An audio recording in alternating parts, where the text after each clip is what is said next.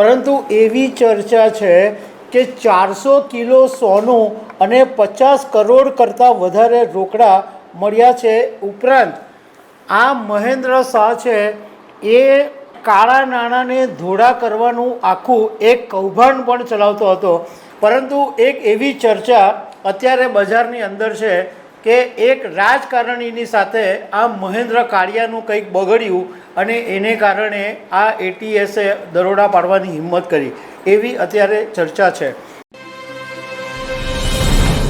નમસ્કાર, મૂળ અમદાવાદના અને બોમ્બેની અંદર ડબ્બા ટ્રેડિંગના શહેનશાહ ગણાતા મહેન્દ્ર શાહ અને એના પુત્ર મેઘ શાહની મેં તમારી સાથે વાત કરી હતી, પરંતુ એમાં હવે ઘણી બધી ચોંકાવનારી વાતો સામે આવી છે। અમે જ્યારે તમારી સાથે ન્યૂઝ આપેલા ત્યારે એવી માહિતી મળેલી હતી કે માત્ર સોનું છુપાવવા માટે આ મહેન્દ્ર શાહ અને મેઘ શાહે અમદાવાદમાં એક ફ્લેટ ભાડે રાખેલો અને જ્યારે એટીએસ અને ડીઆરઆઈની ટીમે દરોડા પાડ્યા ત્યારે 95 કિલો સોનું અને 60 લાખ રોકડા મળેલા। પરંતુ એવી ચર્ચા છે કે 400 કિલો સોનું અને 50 કરોડ કરતાં વધારે રોકડા મળ્યા છે। ઉપરાંત આ મહેન્દ્ર શાહ છે એ કાળા નાણાંને ધોળા કરવાનું આખું એક કૌભાંડ પણ ચલાવતો હતો, એની પણ વાત સામે આવી છે। તો આના વિશે તમારી સાથે વાત કરીશ। મારું નામ રાજેશ શાહ છે અને તમે જોઈ રહ્યા છો ગુજરાતના સૌથી મોટા ડિજિટલ ન્યૂઝ પ્લેટફોર્મ ખબર છે .com। મૂળ અમદાવાદના પરંતુ મુંબઈની અંદર શેર બજારનો ડબ્બા ટ્રેડિંગ કરીને કરોડો રૂપિયાની કમાણી કરતા મહેન્દ્ર શાહ કે જેને અમદાવાદમાં લોકો મહેન્દ્ર કાળિયાના નામથી ઓળખે છે, આ મહેન્દ્ર કાળિયો અને એનો પુત્ર મેઘ શાહ એ બંને મુંબઈમાં ડબ્બા ટ્રેડિંગમાં મોટા ખેલા કરતા હતા અને એ ડબ્બા ટ્રેડિંગની જે કમાણી થાય એનામાંથી કમાણીમાંથી સોનું ખરીદીને એ સોનું રાખવા માટે અમદાવાદના પાલડી વિસ્તારમાં આવિષ્કાર એપાર્ટમેન્ટની અંદર એક ફ્લેટ ભાડે રાખેલો। આમ તો આ કરોડોપતિ બાપ દીકરા છે, પરંતુ ખાલી આ સોનું રાખવા માટે, ગોલ્ડ રાખવા માટે આ ફ્લેટ ભાડે રાખેલો અને જ્યારે એટીએસ અને ડીઆરઆઈને આને માહિતી મળી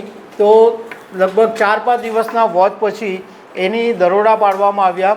અને એમાં પણ ઇન્ટરેસ્ટિંગ બાબત એ છે કે એટીએસ અને ડીઆરઆઈના અધિકારીઓએ મકાનમાં ઘૂસવા માટે મકાન માલિકની પરવાનગી લેવી પડે કાયદા મુજબ, એટલે એ મકાન માલિકને ફોન કર્યો તો એક વકીલનો નંબર હતો, તો વકીલે પહેલાં તો આનાકાની કરી, પછી એટીએસે ચીમકી આપી કે ચાવી નહીં આપશો તો પછી અમે આ દરવાજો તમારો તોડી રહ્યા છે।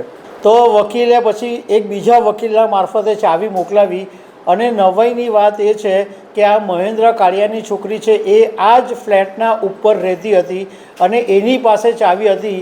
એમ છતાં પણ પોલીસ અધિકારીઓને કલાક સુધી આ લોકોએ અટવાવ્યા।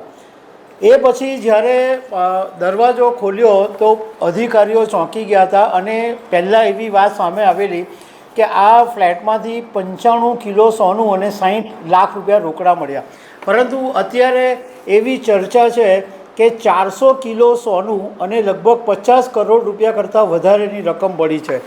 આ સત્તાવાર આંકડો નથી, પરંતુ શેર બજારની અંદર આ વાતની ચર્ચા છે, કારણ કે આ જે 100 કિલો સોનું છે એ તો મહેન્દ્ર શાહની ખાલી 1 મહિનાની આવક છે। આ મહેન્દ્ર શાહ છે એ માત્ર અમદાવાદમાં નહીં પણ આખા ગુજરાતની અંદર કાળા નાણાંને વ્હાઇટ કરવાના ગોરખ ધંધાનો માસ્ટર માઇન્ડ કહેવામાં આવે છે, કિંગ કહેવામાં આવે છે। તમારા કોઈ બી બિલ્ડર, જ્વેલર કે મોટા મોટા ગેંગસ્ટર છે એના બી પૈસા જો બ્લેક મની હોય એને એ વ્હાઇટ કરી આપતો અને એ પેટે એ 15% કમિશન વસૂલતો હતો। એના હાથ નીચે 500 જેટલા એન્ટ્રી ઓપરેટરો છે અને કરોડો રૂપિયાની રકમ એ આસાનીથી બ્લેકની વ્હાઇટ કરી આપે છે।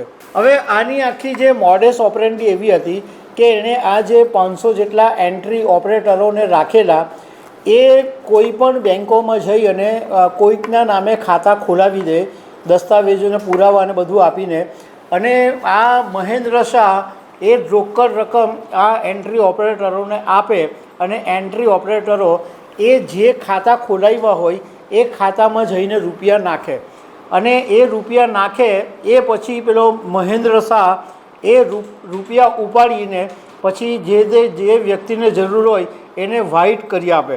આ ઉપરાંત નાણાંના હવાલાથી પણ એ રૂપિયા મોકલીને દુબઈ અને અન્ય દેશોમાંથી એ ગોલ્ડ મંગાવતો હતો. હવે સાથે સાથે એવું પણ જાણવા મળ્યું કે એટીએસના અધિકારીઓએ આટલો મોટો જે માણસ છે મહેન્દ્ર કાળિયો એના ઉપર હાથ નાખવાની કોશિશ કેવી રીતના કરી, કારણ કે એટીએસને માહિતી તો મળી પરંતુ આના છેડા એટલા બધા મોટા હતા, કારણ કે મોટા મોટા બિલ્ડરો, મોટા મોટા રાજકારણીઓ, મોટા મોટા ગેંગસ્ટરોના પૈસા એની અંદર હતા, એટલે કોઈ અધિકારીના હાથ નાખવાની હિંમત નહોતી હતી. પરંતુ એક એવી ચર્ચા અત્યારે બજારની અંદર છે કે એક રાજકારણીની સાથે આ મહેન્દ્ર કાળિયાનું કંઈક બગડ્યું અને એને કારણે આ એટીએસે દરોડા પાડવાની હિંમત કરી, એવી અત્યારે ચર્ચા છે. તો દર્શક મિત્રો, આવી અનેક વાતો સાથે અમે તમને મળતા રહીશું. Thank you very much.